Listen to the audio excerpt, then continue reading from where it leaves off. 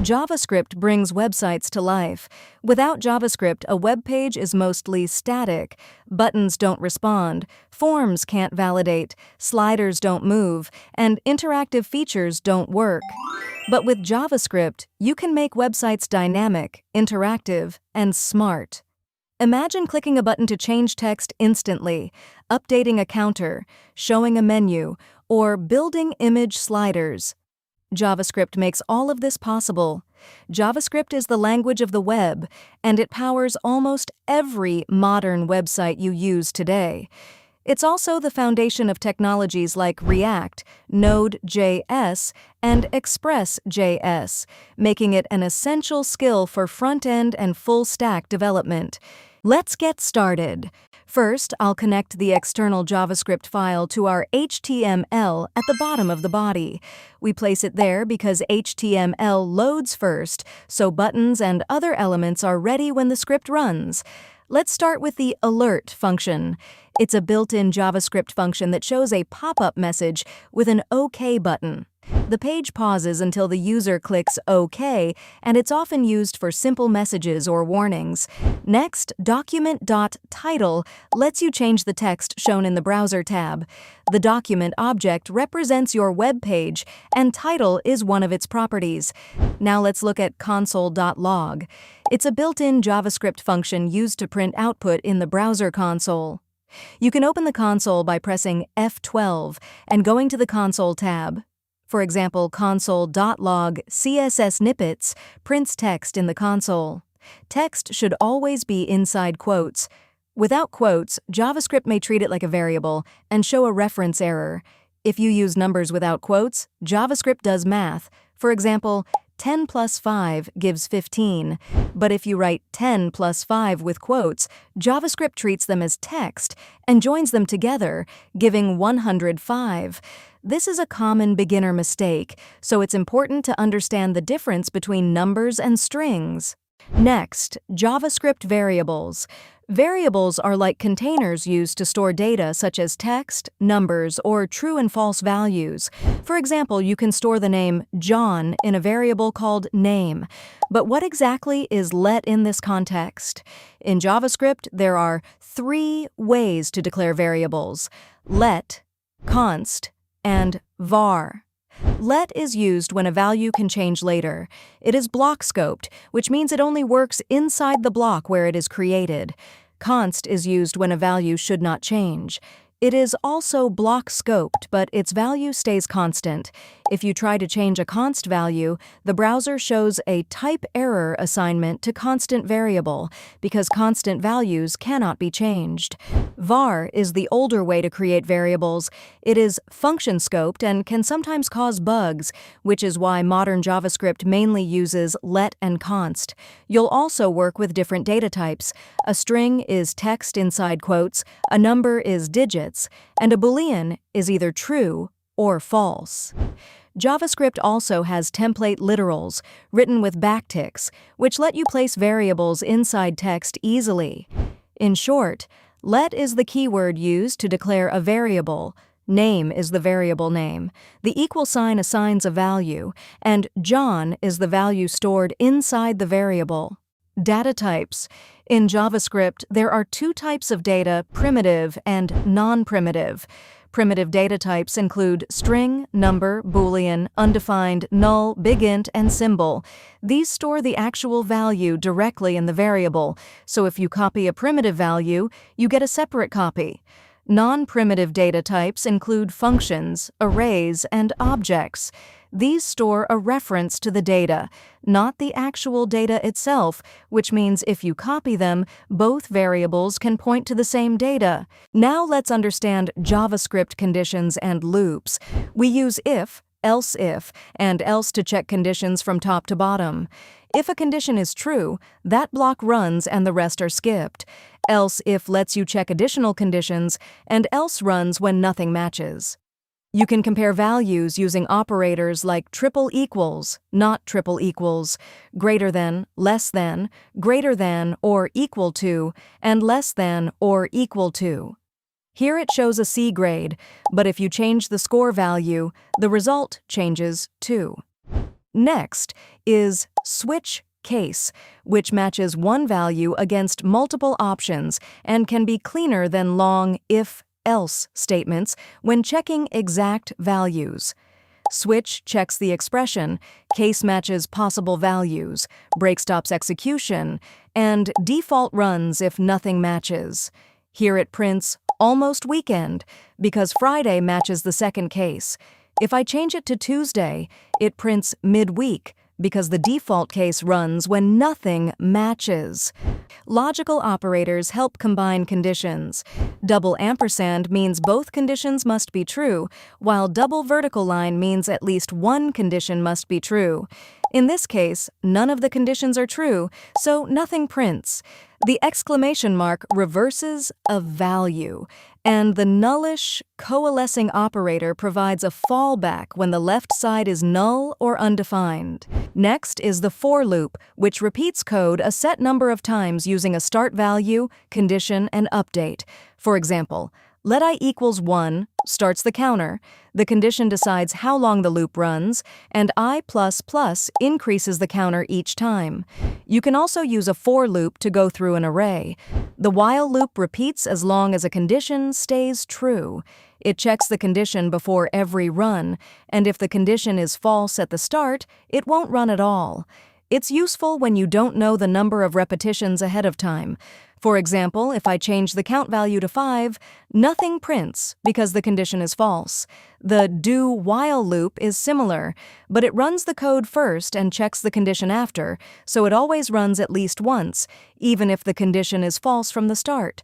If I change the number value to 5, it still prints one value, number 5, because the code runs before checking the condition.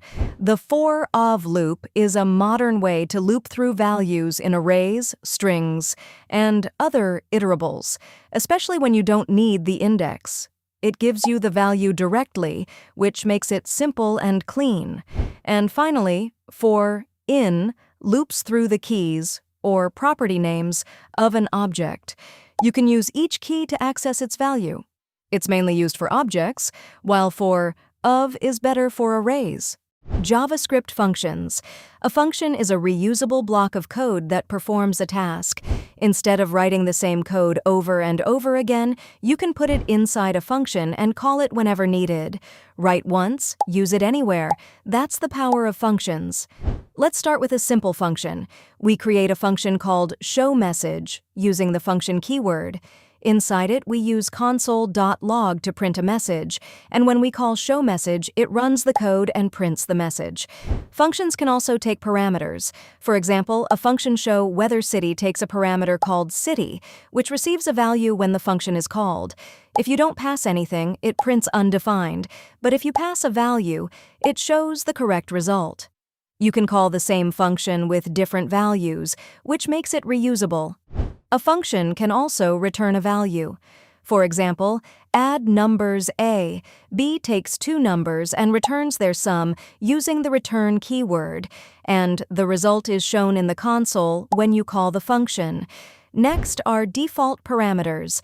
These let you set a fallback value for a parameter, so if no value is passed, JavaScript uses the default automatically.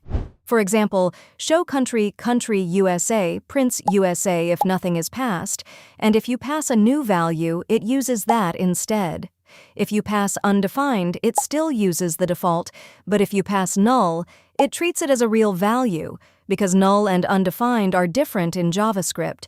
You can also use multiple default parameters like in place order item T, quantity 1, where default values are used unless you pass new ones.